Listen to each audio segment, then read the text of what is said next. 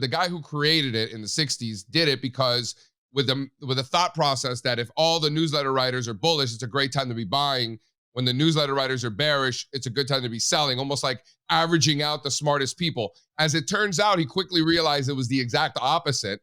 When the newsletter writers were telling you to sell, like in the summer and fall of 22, was a great time to be buying. And when they're telling you to buy, like 3 months ago, it was a great time to be easing up.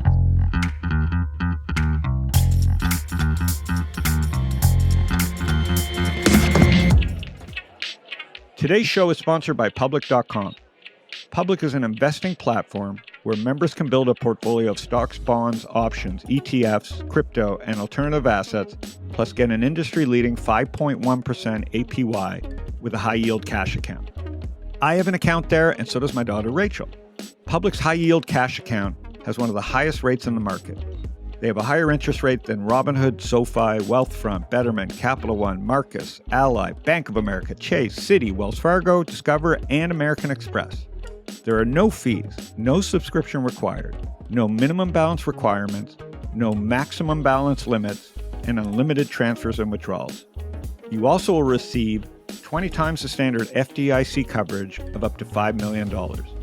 Public also has recently launched options trading, where you can earn up to an 18-cent rebate per contract traded.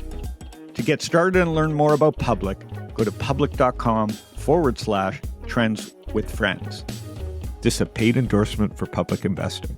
5.1% APY as of March 26, 2024, and is subject to change.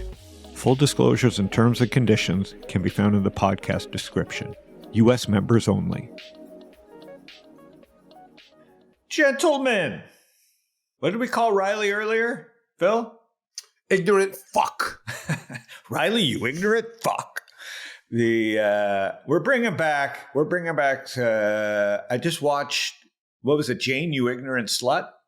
Man, could they say that today? Could they even say that today on Saturday Night I don't think Live? they could say, I think they would get canceled for saying that today. Speaking of canceled, welcome to Trends with Friends. I am Howard Lindzon. According to JC, the Cuban Missile Crisis, wearing baby blue. He calls it gray.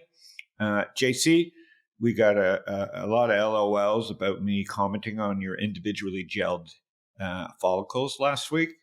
They seem to be pointing east. Well, depending on what way you're facing. What way do you think you're facing today? Just standing tall, baby. Right, Perlman? Standing tall. Standing tall, brother. Yes. Way to not... Boy, you're like Trump, not answering the question. And we've got Phil, who has not yet washed that sweatshirt, because otherwise it would be some new color, because he always mixes colors. Dude, this is a new color. This is freshly washed. This is a pink sweatshirt. Bring that back next week. There'll be streaks of blue and orange on that when you mix colors with your tie. Is clean.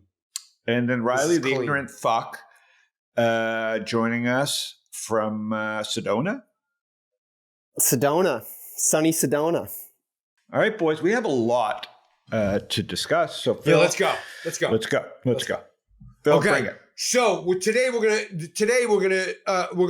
talking about the quest for the most interesting charts in the world. We have a number of most interesting charts, and we're bringing back that. We had that segment. It was excellent. People loved it, and then we just dropped it like for no reason whatsoever. So we're just bringing it back. We're going to try to keep it and not just drop it accidentally. Send us your most interesting charts. We're going to get right into it we have a bunch of interesting charts today. We're going to start with China technology. And JC, we're going to go to you on that one because this has your fingerprints all over it. This was posted by Straza, but this is a JC All-Star Chart special. And so there's something really interesting happening in China tech, QQQ. What's going on there, Jason? China's one of those situations that, back in the old days, we used to be able to group China as, kind of with the rest, and these, for a long time now, China's kind of been like, Notre Dame. It's kind of like in emerging markets, but it's kind of doing its own thing. When you look at all these countries around the world, emerging markets included, look at the Brazilian Bovespa, look at the, Nifty 50, Nifty 500. These indexes have been making new all-time highs, and China, Shanghai, all these things have been near lows. In fact, there have been more, we were talking about it today, there have been more inflows into Chinese ETFs than they have in total assets under management. So just in general, participants in those markets have been penalized for doing so for so long. So, we've talked about sentiment in China and near washout levels. We've seen quite the mean reversion. And I just want to reiterate, that's all that this is, or that's all that there's enough evidence to suggest that maybe it turns into more. But for now, all it's really been is a mean reversion since day one, and that's okay. I still think there are opportunities for, doubles in some of these things. The reason I shared it, even though it's JC and Straza, is how many people have, the dip buyers have just been crushed because, like JC says, no evidence. You've got to wait for the smarter money. Like, everybody tries to be famous for making top and bottom calls. What the show is called is Trends with Friends. This trend has been down. It didn't have a lot of friends on the way down, right? Like, people were buying the dips. They weren't. And now you can see with the thrust, people have pretty much given up.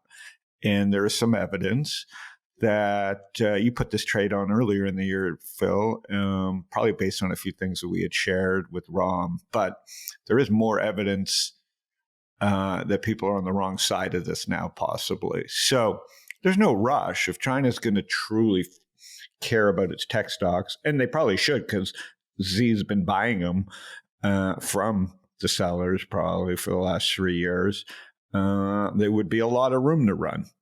And so keep an eye. I added a little bit finally to keep an eye. What is a breakout thrust, bro?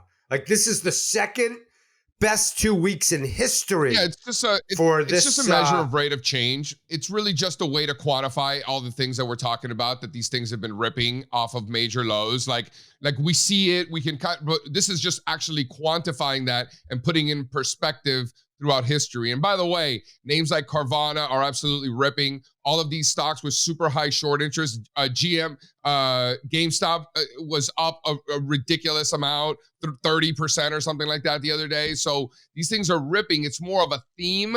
It's more of like where people have little to no exposure or are even very short, continuing to press against it, are getting penalized for doing so. You're getting those mean reversions in both directions. You notice how tech had a major mean reversion. A lot of like things that were leaders have struggled for many, for 3-4 months in some cases.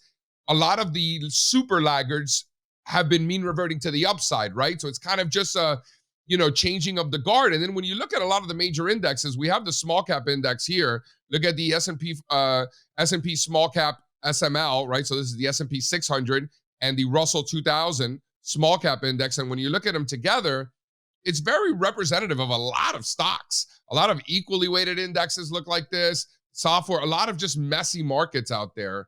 So I think it's just more in messy markets, you get mean reversions in both directions from both extremes. That's like a normal characteristic it's part of what makes messy markets messy, isn't it? Yeah. What was there other interesting charts that people shared?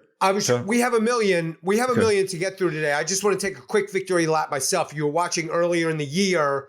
I was talking about the Chinese New Year was going to be, could be a huge change in trend for China. And I freaking, how often do I post charts, Howie? Yeah, but you like the sentiment, Roman. I post them like every once in a while, but they're my value. dad texted me. First of all, that's what you like the about four of us. What's that? My father texted me. What's that, remember? JC? That's what you got so excited about. The sentiment. I love it. I just like the Year of the Dragon. Anyway, FXI, since the Year of the Dragon started, it's up like 20%. It's rocking. There's a chart right there. If you guys could throw that, Kiki, throw that up. There you go. Look at me taking I'm such a victory lap guy. But anyway, though, it's up, and I think it's going. There's your change of trend, by the way. I mean, look at that thing. It's beautiful. It's making higher highs. Mean reversion city. You think it's mean reversion? I think it continues all year long, all dragon year long. Okay. It's maybe. Okay. Beautiful. Phil has great instincts, rarely puts on a trade. So I remember you thinking about it. You like the energy idea too. You're very selective, and this was a great trade. And by the way, you ignorant thrust based on your question. Ignorant Phil, thrust. you Okay, so ignorant breath thrust. Now let's move on to Argentina. First of all, JC, that is your color. I mean, I said it earlier in the show. Can we I'm in love. I just want to finish this one thing on the mean reversion, and you're saying that it can go to the end of the year. Here's the thing about mean reversions is that, to quote the great John Roque, this was George Soros' technician, we're not in a reversion to the mean business, but in a reversion beyond the mean business. So in a lot of cases, particularly from extremes, China being just a good example of that, we don't just get to the mean, we go further beyond it, right? I just wanted to throw that out there. It's a great concept. Quick question, JC, is John Roque now handling all his far left donations? He hasn't worked for Soros in a long time. To somebody else.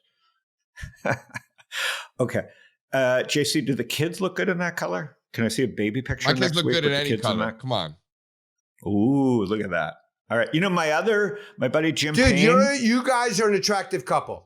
Yeah, you and your girl, and you have beautiful kids. Unlike Sonny and Cher, though, we would like to have the babies appear on this show. I would think he should slut up those children and bring them on the show.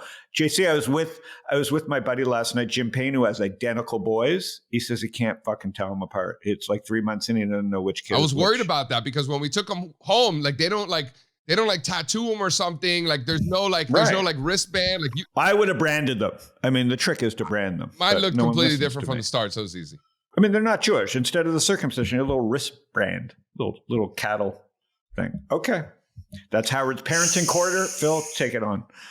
So next is this is Riley's line right here. I was talking to Riley this morning. So here's our second chart. Incredibly interesting chart. This is a Riley submission. Riley, why don't you tell us about it? It's 790 followers on StockTwits, and this thing is going crazy. It's the Argentina ETF ARGT. Yeah, well, when the President Javier Milei, if I'm pronouncing his name right, got elected late last year, the Argentina ETF gapped up like crazy. And it just had been basing, and now it's trickling higher. And almost every single day, we're seeing names from Argentina. Yeah, not trickling. That's a 50% move. Right. Yeah. Riley's been sharing a lot of energy names. You've been sharing a lot of energy names from Argentina on that list, right? Not just energy. We have a bank name that pops up. It's GGAL. JC's probably going to hammer me on the pronunciation of it. Grupo Financiero Galicia. We talked about it, yeah. Financiero Galicia. And then Galicia. Financiero Galicia. It sounds like gelato. I can't roll my R's. It was some gringo shit right there. Yeah. I can't roll my R's. Three amigos. And then there's a natural gas transporter. But yeah, the energy space is hot. Overall, though. Oh, that looks good. And so these are all underfollowed. The Argentina ETF is underfollowed. It's less than 1,000. And then where's that photo of Musk meeting the crazy president? I think we had that. Yeah, there you go. That's hilarious. I've been looking at him shilling cars. Like, he's going to China and Argentina. God, you know what? He is CEO. That's his job. What a shit job. Some of those. You see CEOs, a little pity on these idiots for having to deal with these crazies. I think if you pulled up a chart of my 3Gs, Goldman, it's probably up 35-40% since Argentina guy got put in. Because guess who's going to win from selling shit to Argentina and buying shit back and doing all the energy deals and yada, yada, yada. Is all the Goldman people he's going to hire, which is, again, why Goldman's ripping, right? And they don't give a fuck about the U.S. right now. They're taking 3% rips off every time Elon or whatever cuts a deal. Where's stocks, 3 months? Probably the same percentage gains. So again, Elon's telling you to chase Argentina because he's shilling cars there after a 60% run. I think now you're in the show me phase in this move of Argentina. I think people have piled in. But anyways, it's not interesting to me anymore. Hold on, two things there. Let's remember the Argentina ETF, the largest component is Mercado Libre, which is the sort of Amazon of Latin America. Can you throw up that chart? Because it's pushing up against new all-time highs. So let's understand that, great, it's an interesting story and this guy's crazy and all that stuff is fine. But let's remember what's driving these things and looking at the components. And Mercado Libre has been a huge outperformer. I mean, it makes sense. I mean, it's been a big winner for a long, long time. But look at that base. There's a lot of charts around the world that look exactly like this. So you're seeing that. And that's in terms of leadership. And then you bring Elon, look at that Tesla. You could put it in the same category pearl dog as China and some of these, GameStop and some of these extremely, marijuana stocks, some of these deeply sold stocks. Tesla's squeezing. You're seeing it. Could squeeze, Apple squeeze, as we talked about.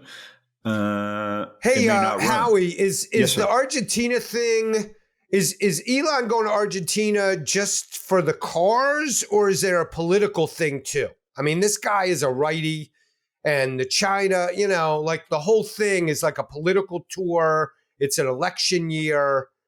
I think the play here is still space for him. He's taking all his, the play is space and that other his satellite company, right? They're going to dominate. His space company's 180 something billion. I was out with Brian Norgard, who's been buying stock in SpaceX since the seed round and not selling.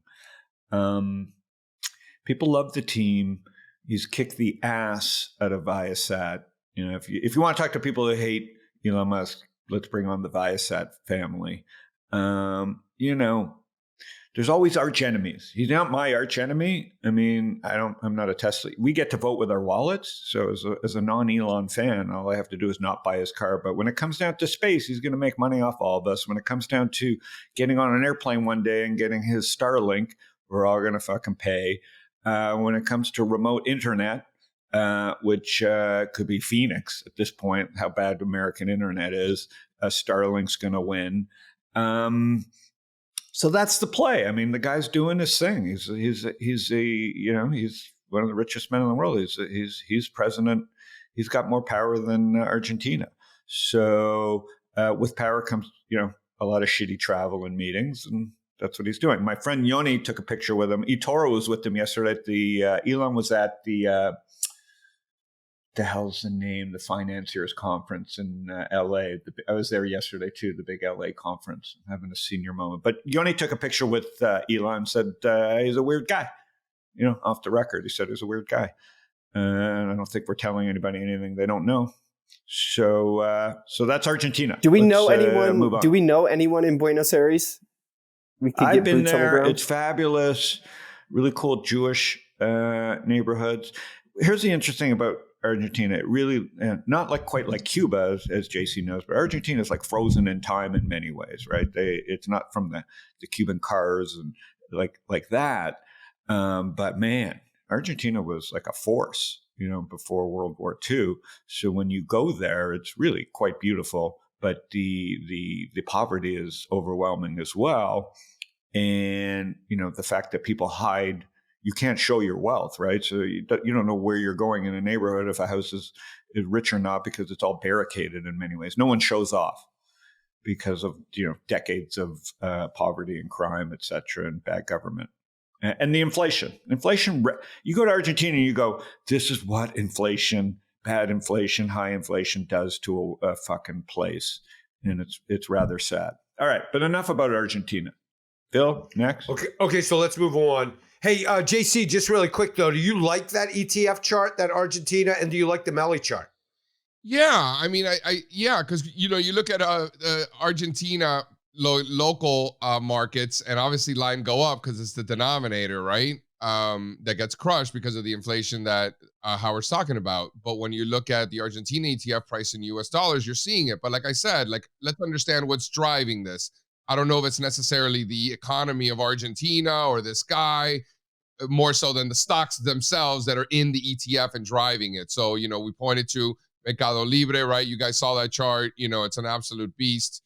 In Latin America in general, I mean, I think there's a lot of opportunity. I think people fail to realize that the United States was an underperformer last year. Latin America was the best performing region of 2023. So this is not a new theme. The relative strength has already been there. So keep that in mind too.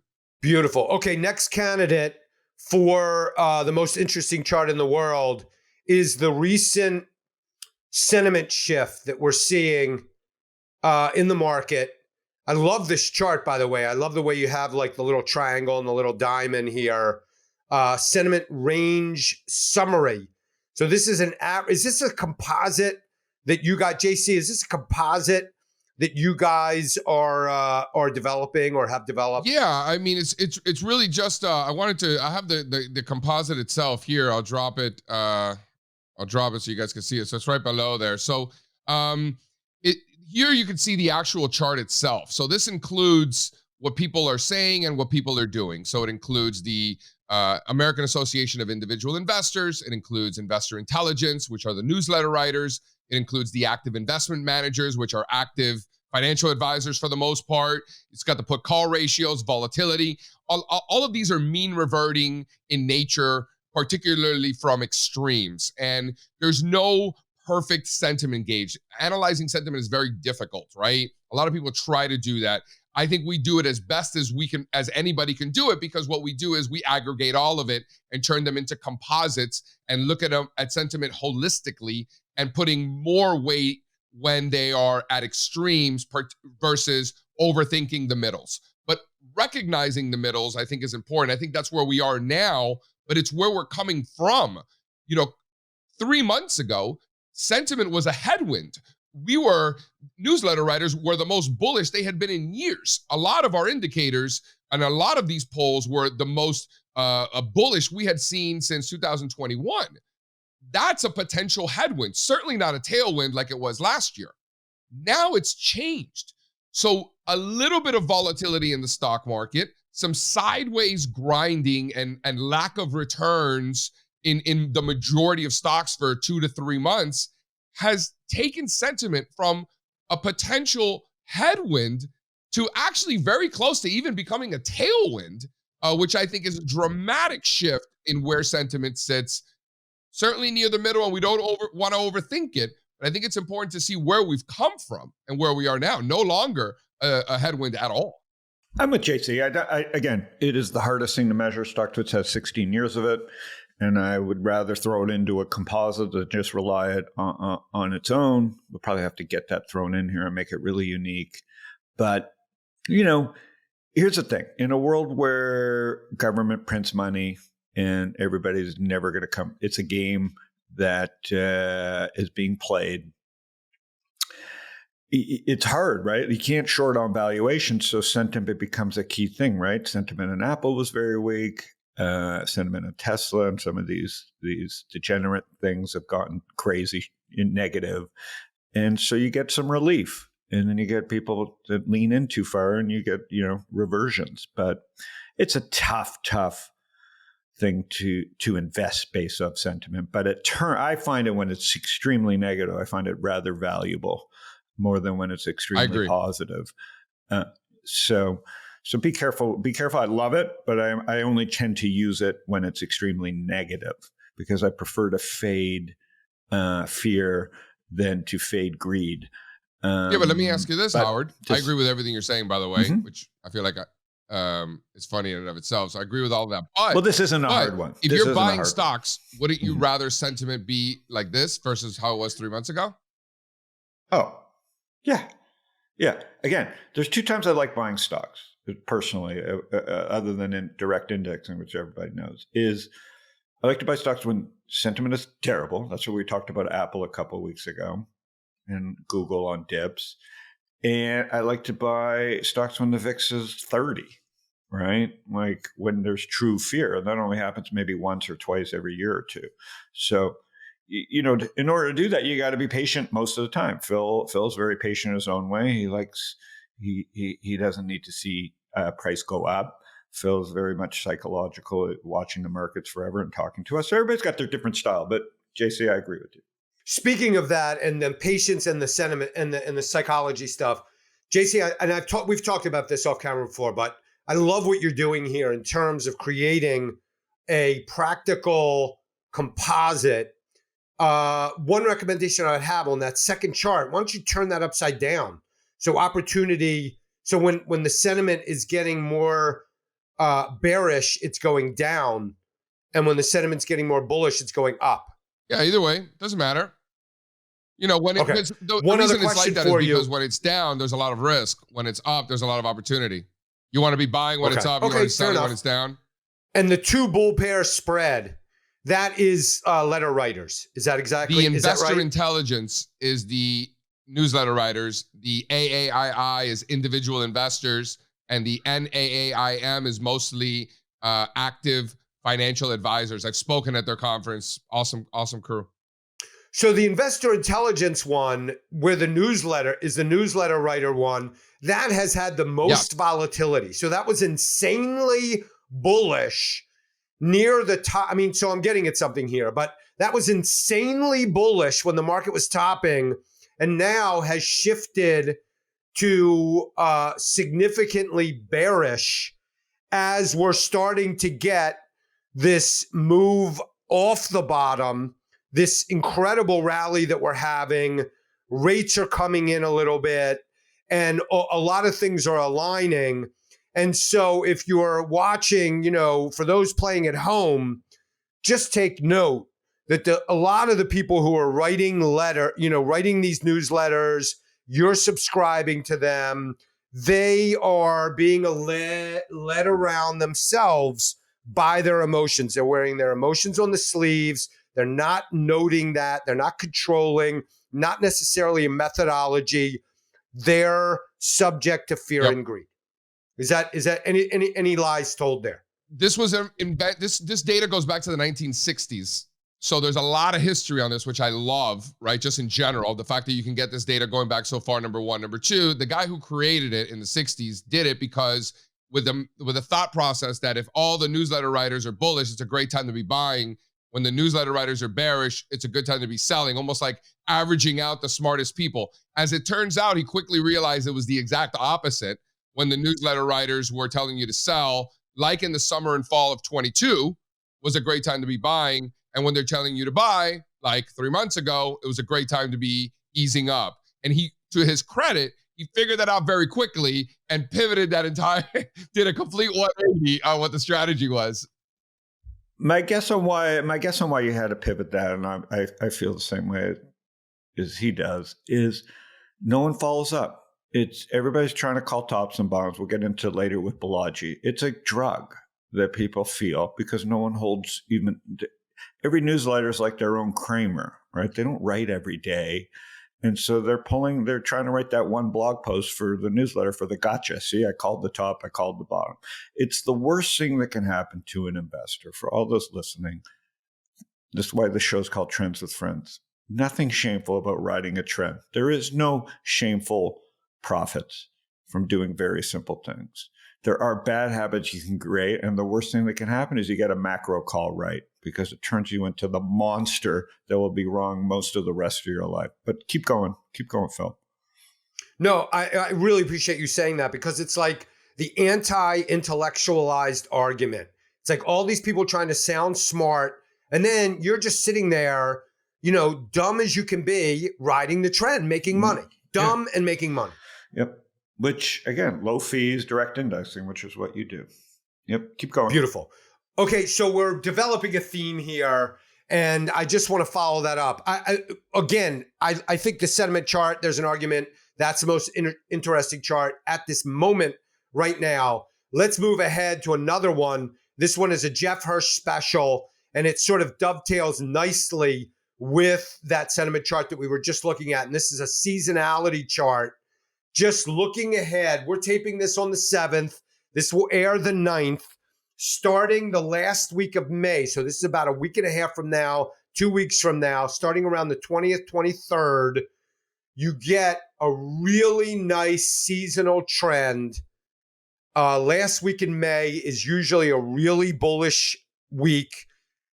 Do we have to know why? I don't think so. All we have to know is that it is true that year after year, this is measured over the last 20 years and over the last 70 years during election years, that we know that around the 23rd, market tends to bottom from this choppiness that we've been getting, that we usually get in the April-May time. And that choppiness begins to end, and we get a really nice move higher.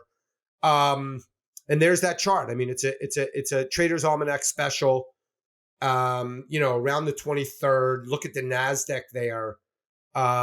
Any thoughts, guys? It's mostly that May, and I'll just drop this one here from the homie Ari Wald over at Oppenheimer, so you guys can see that. So this shows in presidential election years, particularly with an incumbent, the summer tends to be really strong. So the sell in May and go away does not apply to election years with incumbent presidents. Quite the opposite, in fact, tends to be a very bullish time of the year. Keep that in mind. Dude, that's a Ari great Wall, chart. you know by the Ari, way. he's the man. Great chart. Ari's the man. I don't know, tough one. I think it's a little too short. But I just think the price action is such that if you're bearish right now, you're just not reading it. You're upside Election down, years not with thinking incumbents, straight. So market bottoms in May. That's it. What that means to you, again, you get back to price, but it's interesting to have that context, right? I've talked about it with some of the smartest people I know. I was cycling with them yesterday in LA, and I've been talking to Michael Preck, as you know. The market is acting fine. I mean, I can't explain it, and I want to dig into it. No one knows. We're just trying to read the tea leaves like everybody else and being a little more honest than most people. Markets, you would think the vol would be crazy with two bad candidates and crazy people trying to be vice president for Trump. And market's looking past all this right now. I don't know if it's right or wrong. I mean, we could be in for a wallop, but like JC says, the tea leaves are good. Earnings are good. China's starting to work. Everybody wants to make a moon.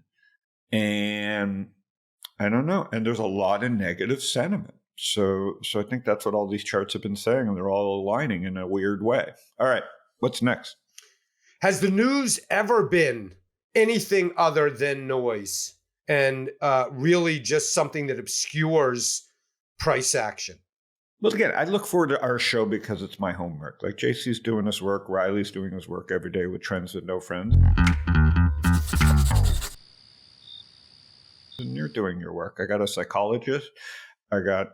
And two hungry data people that are looking at the market JC kind of trained Riley. So we all look at the market very differently, but very methodically. And I think we all agree that none of us care about news because we've all been down that rabbit hole and it makes you miserable, right? You want to get happier? Remove news, remove mobile apps from your phone. Yeah, but we're jaded, and let's explain to the audience who hasn't had our experiences. All of us have been on many TV and network, traditional media or spin-offs of traditional media, and we've been doing that for many years. So that we know how the sausage is made. We know why it's so bad. We know what their incentives are, which is not to help the end consumer. It is to convince the end consumer to continue to watch.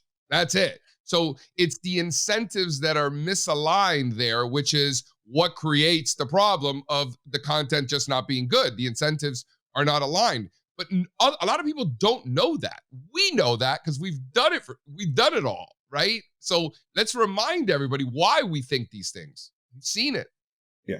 And you've never had a better chance, Phil, to make better choices with Spotify, with Conan, with YouTube, your algo, tuning your algo to comedians and people that are silly.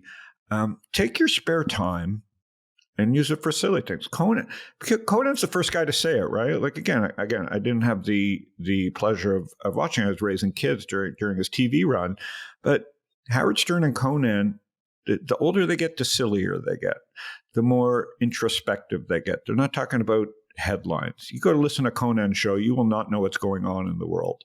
You go watch a Joe Rogan show, he's playing it the exact opposite. And don't get me wrong, he's trying to create clicks and he has a huge audience. But I think we're headed to a world where more people, especially in this TikTok world, where we all know China's involved. We don't know the depravity of it all, but they're so sinister, right? And we went through an era of ZERP where everybody turned their back on sinister because we all were the product. We were all having fun at the very beginning, flirting, Tindering, hinging, and sharing our fun, stock picks and whatever. Experimenting. The experiment, now we realize we were the product. And I think it's a very dangerous time for investors if they think news is giving them an edge. It isn't. I think you're going to have to find better mentors as we head into this phase. But we all learn it, right? JC said, we all, if I get asked to go on CNBC, which I, for years I turned down after going on for a while, we can't get across our points when we go on TV. We can only get across how we feel and how we look at the markets in long form conversations like this. And CNBC and the rest of the people can't let us ramble like this, right? They just won't let us do it.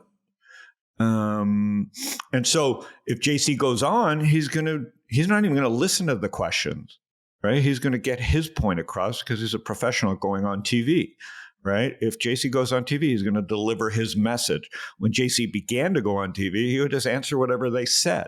So the very few people that have the knowledge to go on these programs and pitch their agenda and pitch it in a good way. So be very careful of certain podcasts and certain TV.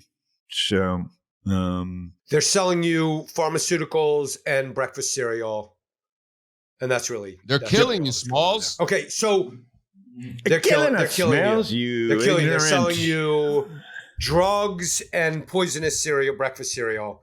Do we have a QQ? Okay, so I'm looking for a QQQ chart or a SPY chart. I just wanted to stop for a minute and point out that if you look at the Qs were down 7%. We had a 7% correction. And now all of a sudden we're 1% from all-time highs. So we've already had a really nice rebound, pretty significant rebound. Yeah, I mean, here I'll throw them both up just so you could see it. But you got the equally weighted S&P 500 and equally weighted Nasdaq right at those former highs, and then you've got the market cap weighted versions of that above those former highs. Now, whether you like it or not, we live in a market cap weighted world, as we should. My fundamental friends tell me all these revenues and earnings are coming from these big companies, and all that works. Whether it does or whether it doesn't, that's none of my business. What I can tell you is in a market cap weighted world, which is the world we live in, these indexes are making new all-time highs and are above the prior cycle's highs. As long as that's the case, the structural bull market remains in place. I don't care what you think about the world. I don't care who the hell the president is or what's going on in China or what war. It doesn't matter. It's a bull market. Now, if you go to the equally weighted indexes, this is going to reflect what a lot of what a lot of stocks look like. What a lot of this software, the software index looks like this. Bitcoin looks like this. Look at like basic materials, look at healthcare, look at financials. All of them look like this. There are industry groups and certain segments of those indexes that are above, like semiconductors, for example. But look at, and also like home builders, for example, are above those former highs. The broker dealers index is above those former highs. So those are the leadership groups. So, and if you go to the performance, you had a correction over time, which is why sentiment has shifted so dramatically, because we had a 3-month period where the majority of stocks were down. Most investors were losing money. Breakouts were failing. It was really just not a great period of time to be buying breakouts and doing the things that were working last year. It was just a very different market. And I think that speaks to that. And you saw sentiment shift accordingly, but that doesn't change the structural bull market that we've been in, right? Nothing to add. He's right on. Beautiful. And then, so there's people watching this and they're like, okay, technical analysis is voodoo. You can't tell future price by past price. So I added one more potential most interesting chart in the world. That's actually the most boring one. So we're probably not gonna pick it, but I just do want to bring it up. And that is, for those of you who are watching this who are looking for some underlying fundamental meaning, why prices are moving the way they are, even though that is so complicated, we have no idea, because we live in such a complicated world, can't possibly thread that out. That's why we look at price and why we look at trends. But if you need to, this one is just forward earnings expectations. Ryan Dietrich posted this one the other day at Carson Group, the great Ryan Dietrich. And this is just, this is actually an incredible chart, even though it's boring. Forward earnings expectations continue to move up, continue to ramp. So we've seen the expectations of earnings moved from 245 to 255 just since the beginning of the year. It's a significant move. And if we look at it from the bottom around this time last year, we've moved up very significantly. So expectations are changing. Howie. Two things quickly, because we all love Ryan. He's such a loyal guy and a good human. Sexy too. Just sexy. He's not sexy, Phil. But stay on point. This is much like the newsletter thing. I get scared when the expectations go moon. I prefer, much like newsletter writers, when the expectations go south, right? The great time to buy stocks is when expectations were in the toilet, in the 22s, right? Like December 22. JC was talking about it in October 22. Well, but these are two different things. Right, because you're talking. Well, these are people's. These are the expectations of earnings. You're talking about from a sentiment, the analysts, I think, is what you're talking about. No, but when the earnings is sentiment, when everybody's jacking up their earnings, yes, JC, but that's the point. It's when the humans are jacking up the earnings expectations, not the earnings expectations right, themselves. So I'm a little more nervous now. I prefer to see them jacking down earnings expectations. When they start jacking down the earnings expectations, that means they're following price to the downside. That's confirmation, right? We want to see the sell side chasing. That's perfectly consistent with bull markets. Yeah, 100%, Howard. Yeah. No, it's consistent with bull market, but I'm saying I'd prefer to not chase them. I just so you know, when I look at that chart, I go, two things that I see. I guess you and I might differ here, but what I'm seeing is this is why the macro people are wrong. CEOs of great companies are here to drive earnings higher. Whatever game you may call them, stock buybacks, whatever, they know the game. When that game finally gets broken and America does not reward companies for growing earnings, all bets are off, right? I don't know when that happens. I don't know what religion we are, who's running the country at that point. I don't know, man. It won't be good. But when the game is the game and the game is about earnings, when these things are going up, the trend is your friend, and that's the game being played. But what I am saying also, JC, I'm not scared of when these things are ratcheted down for a year. I get a little excited when these guys get too negative and their earnings expectations going forward keep coming down. Yeah. So maybe we're saying the same thing. But again, there's two parts of the game. But it's a time. It's more of just a time frame. So think about. Yeah, sorry. Yeah, I agree about the timing thing. It's not perfect. Sonic the Hedgehog, how it would get chased by like that little fox or whatever. Remember?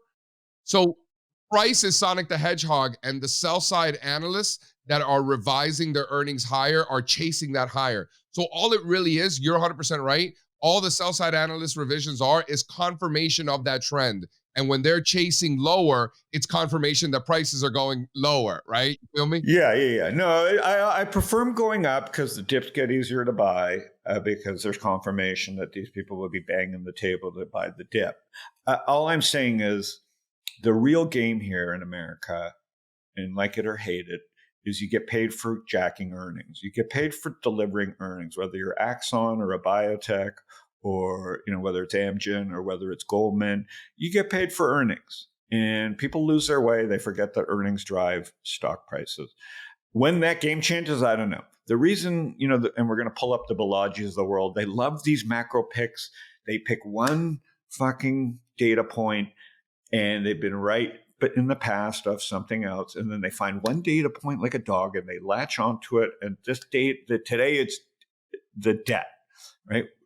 Market go down because eventually the debt implodes and they create all kinds of chart crimes to talk about one specific data point. And what they forget is the game is driven by earnings, right? And, so I think earnings expectations is an important chart that you just shared there. Phil. So we have that chart. And so nice segue, Howie. And now that we have you all bulled up, everybody's all excited. We're talking about the market. We showed that sentiment shift and Ari Wald's seasonality chart and Jeff's seasonality chart, how things in the last week of May and through June, July, and August are about to get super bullish. Balagi posts this one. And this is basically the debt to death chart. Howie, tell us about this one. Again, it's about creating alpha. we're here in Trends with Friends to try and keep it simple, right? This would create clicks for us if we pound the table each week on this chart and how the US is going to destroy itself by devaluing the dollar. I don't know, maybe we'd have more viewers, maybe we'd have more followers, maybe we'd have better hair. But nothing infuriates me more than smart people acting like they're now macro experts, right? This defies, if the market drops, it's not going to be about this, right? It's going to be about rates and it's going to be about assets like real estate, but it's not going to be because of US interest payments, okay? We're the best house in a shitty fucking neighborhood. That story continues and continues and continues. Maybe it's getting worse, but relative to Europe and the rest of the world, still the best. Balagi has latched on, as David Sachs says in Chamath, and every other ZERP baby that got lucky riding ZERP now would like to question and scare everybody out of the markets when they don't understand the fundamentals, which is the charts that we talked about the last time, which is the market is driven by earnings. If earnings start disappearing, be careful. This will not drive earnings. What will drive earnings is long-term interest rates. Like I'm seeing in LA. I was with my LA friends last night. Houses are stagnant. People can't sell their houses. In Scottsdale, everybody's selling their houses still. So you've got to watch for real signs in the economy of things turning. But right now, everything we shared up to this point was not super bullish, just reasons to be bullish. But it's worth looking at the guys like Balagi. I mean, he's gotten a few calls very right. I think where you read into this chart, Phil, before I hand it off to JC and Riley on this and you, is that this goes back to my 3 Gs, Goldman, gold, Google. You can be bearish. You can express a bearishness, which being long Google gold is, which is a reflection of this chart here, and still be long the market. Google, like I said, if we pulled up the Google charts back at all-time highs today, I'll get worried when Google gives up that breakout high of 260, right? Like I'm not saying buy Google at 172, but I'm saying I won't get nervous about the market until Google gives up that breakaway gap to all-time highs that it had. Then I may go whoops and go, let's revisit. But like, I'd rather just not think too much and start overlaying single charts over my market thesis when Google, Gold, and Goldman, which are representative of actually the whole market here, with a little extra tinge of gold, which is what?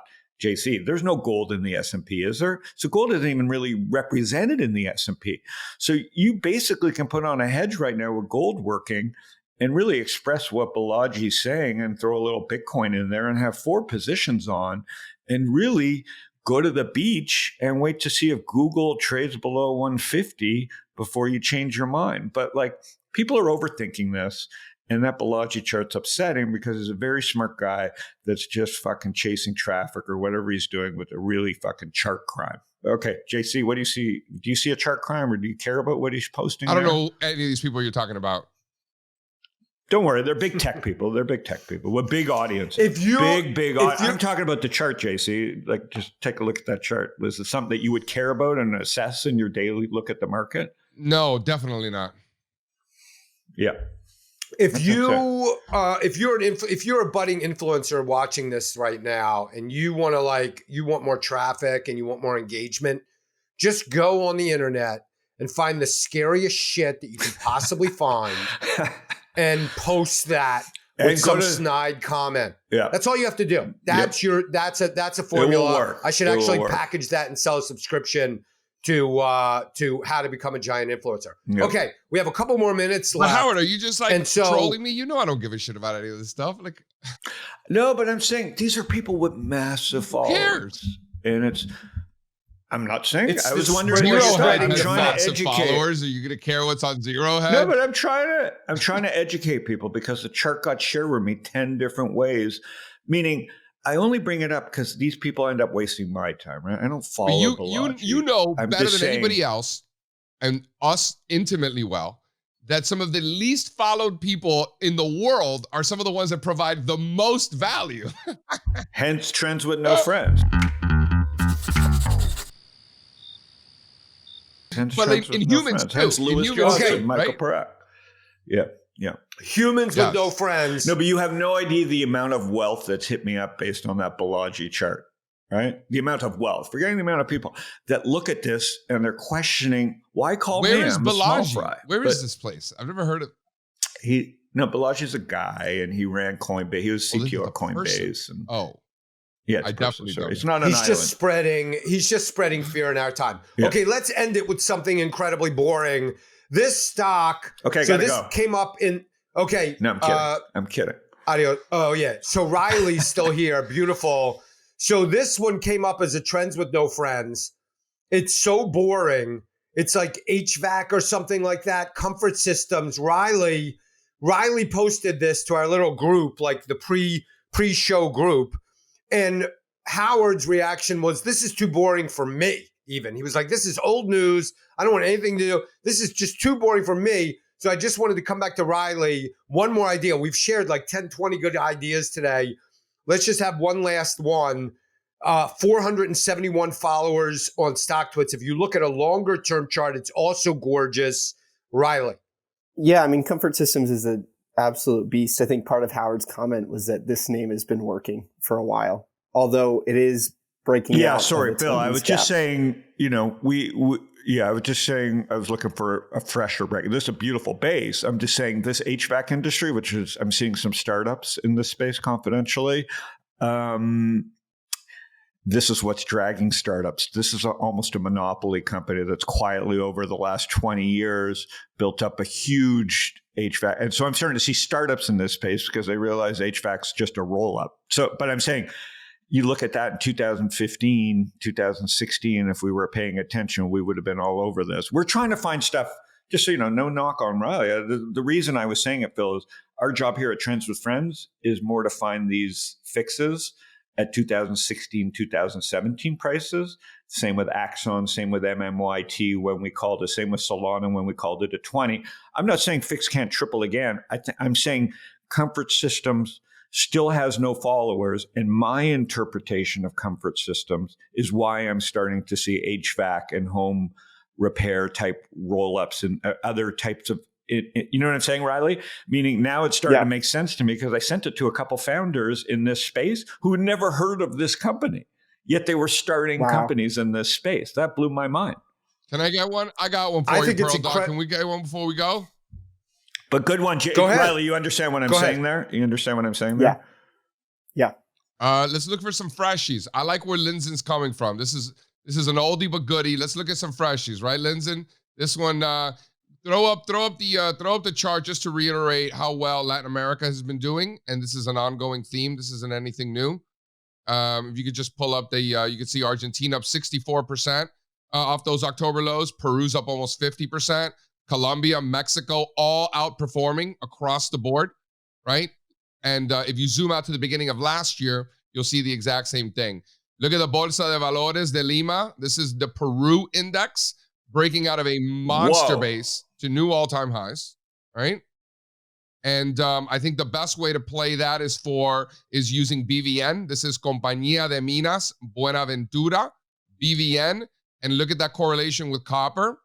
And speaking of a trend with no friends, I can't imagine that this has a ton of followers on StockTwits. I'd love to for you to fill me in on that, Riley. But this is a small basic materials company, $4 billion out of Peru. Keep this in mind. It's above 17. I think you got a double or a triple, maybe. Yeah, 653. That's nothing, right? Sorry. Oh, sorry, Riley. That's low, lead. right? Yeah, this is, we found this with Solana. We found it with Make My Trip. I think Make My Trip still fits this. The India quietly continues to lead. Make My Trip went in a vicious pullback right back to all-time highs. I think you're seeing it with Mercado Libre. There's a lot of great bases and a lot of great, as they would say, rest in peace, William O'Neill, a lot of cups and handles. There's a lot of way to participate right now. Right. And I think the media's got everybody miserable. And I was looking at the small caps that are working, JC. So many biotechs. Go to that small cap chart that I put up there. You can see that the major indexes, the S&P 600 and the Russell 2000, are both flat. but you could see those minor leaguers, which is the report of the strongest small cap stock. There's some good ones. Buenaventura is on that list, the small cap stock. That's the one I like. Yep. Good job, boys. Phil, do we miss anything? I love this show because, we didn't have any fancy guests, but we just shared ideas and a thesis going into the next few months and some great stocks and some great ideas. So it's just a beautiful thing. Let's all pimp one love thing. You guys. I want to pimp one thing, JC. Go ahead. Everybody pimp one thing. I'm going to pimp for Riley. Trends with No Friends growing fast, part of the Trends with Friends. And we launched Trends with Friends, the four of us, the four amigos. I think it's a beautiful little site. Second, I want to pimp is you are going to see some massive launches. Mike Bizzello and team, nothing to brag about, but threading will be live this week on StockTwits. So it'll really change. It's good to see JC back posting against Trouser. Once Threads gets launched, we're pretty much on par with Twitter. We'll be adding 10,000 characters as well. So we're going quickly to Twitter parity, at least for our FinTwit fans, multiple images, polls, but threading is a big game changer. That launches this week. And then, part of my strategy for the few people that, few thousands that do love us, huge strategy change for me at StockTwits, and JC and Phil know this, is you can't win every day on the internet. You've got TikTok, Telegram, Discord, Instagram, Pinterest, Tinder, Twitter, Facebook. No one's going to win the attention game. It's a race to the bottom. Netflix is winning. TikTok is winning for now. Facebook is winning for now. You're not going to win. You're just not going to win. You're not going to build a consumer app. So those consumer apps like StockTwits that survived, whether you like it or not, and we did many mistakes over the years. But now that I'm back, what we are going to win is earnings. There's 12 weeks a year where StockTwits is extra relevant, and we've kind of dropped the ball there. And that's the Super Bowls, 3 weeks every quarter with earnings. May 26th, mark your calendar, NVIDIA's earnings. You will see a new, improved earnings experience on StockTwits. It'll be kind of like Red Zone. And we don't have to win every day, but you are going to see one of the funnest places on the internet for an earnings call, for an earnings betting, for earnings discussion, for earnings silliness, but also for true earnings dissemination. And so you'll see that May 26th for the NVIDIA call. So I'm excited. Team's pushing hard for this launch, and I think you'll see a very new StockTwits. As we get wiser about how we think about the internet and attention, I think people will really be happy with these launches. So that's, sorry, I had to pimp that. JC, anything to I want to pimp out the Berkshires, Western Massachusetts, great place. Take your family, just drive around the old country roads and, go check out some farms and good eats, great, like little cow tipping, little cow tipping. No, there's no cow tipping. That is a myth. Go to the Berkshires. It's very accessible to people around New York City. Perlman, you're right there, dude. Just go over the Tappan Zee, go up a couple hours, and you're right in the heart of it. The Basketball Hall of Fame is actually just south of the Berkshires. It's in Springfield, which is not a great place, but the Basketball Hall of Fame is awesome.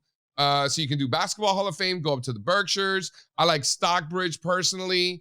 You get some good Airbnbs in that area. There's a wine shop. What about right around the corner Amish? From the Red Can you make some Lion butter Inn? with the Check Amish there? Any Amish? Amish people in the Berkshires? No? Okay. Phil? I like the Berkshires in late September, in the early fall. October the 20th. Oh, okay. Roman, So really October quickly, 20th. here's all I have October to say. October 20th. Here's all I have to say. We were talking before about how the media does not have your back in terms of markets. They're not telling you anything that's going to be valuable. They're just looking for sensationalism. The same exact thing is true when it comes to your health. The media has no idea what they're talking about when it comes to your health. They're just looking for anything that's salacious, anything that's going to help get clicks. They don't know you. They don't know your personal story or your personal needs. So ignore, and all they're really doing is trying to sell you drugs and sell you breakfast cereals that are filled with sugar and poisonous. So what you want to do if you're trying to get healthy is you just want to find one thing that's working for you. Maybe it's taking a walk in the morning. Maybe it's eating real foods that are not filled with sugar. Maybe whatever. Maybe it's getting a good night's sleep at night. But find one thing that is working for you, and then just keep doing that one thing and ignore anything the media is telling you. Just keep doing the one thing that's working, and that will become a gateway drug and will lead to more healthy things. Riley, pimp Trends with No Friends for us. Tell us where we can find it. Well, I'm going to pimp Trends with No Friends at nofriends.beehive.com. But my other pimp is Seven Canyons golf course up here in Sedona. I had an opportunity to play it a few weeks ago, and it might be the most beautiful golf course in the world. Really? I'll come up. All right. Yeah. It's Seven Canyons. Seven Canyons. Sounds incredible. Quickly to Phil's point, very hard to overwhelming for people that are 10, 20 pounds overweight. One thing to do is try and break a habit. Like I said, 3 days, I broke Twitter habit. Everybody can break a habit in 3 to 5 days. You don't have to solve fucking world peace. We got to start fixing habits. So don't start with something overwhelming, right? You can pick one habit that you really want to fix, and that'll lead to other compounding. But good work, boys. JC, how's the kids? How's the little babies, all 3 of them? Dude, awesome, man. We took them to the Berkshires this week. They did a great job. They have all kinds of little diners, little old school diners with like eggs and all kinds of bacon and stuff. I mean, it's all like farm to table, all New England shit. It's awesome, dude. It's awesome. All right, boys. We'll see you next week. Thanks, Phil. Thanks, Riley. Thanks, Adios. JC. Adios. See you, everybody. See you, fellas.